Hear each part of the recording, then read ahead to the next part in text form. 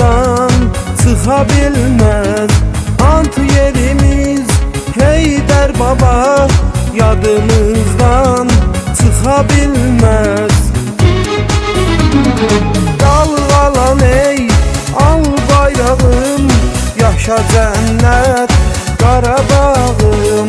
Dalğalan ey al bayrağım, yaşa cennet Qarabağım.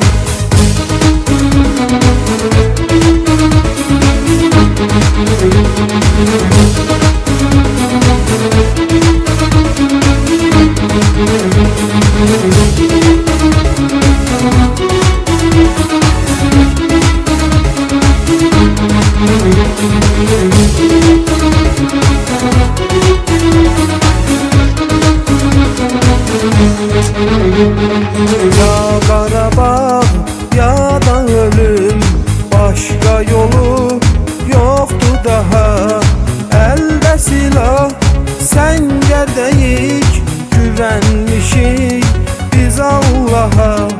Elde silah səngərdəyik, güvenmişik biz Allah'a.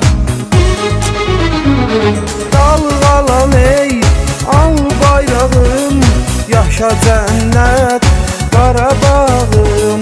Dalğalan ey al bayrağım, yaşa cennet Qarabağım.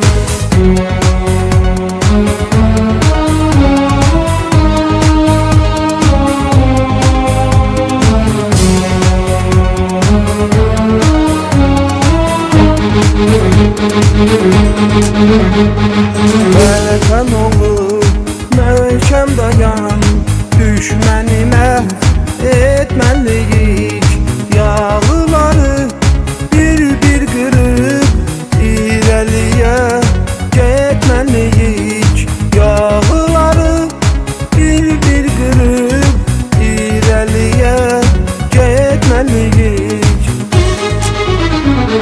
Dalğalan ey al bayrağım, yaşa cennet Qarabağım. Dalğalan ey al bayrağım, yaşa cennet Qarabağım. Dalğalan ey al bayrağım, yaşa cennet Qarabağım. Dalğalan ey al bayrağım, yaşa cennet Qarabağım.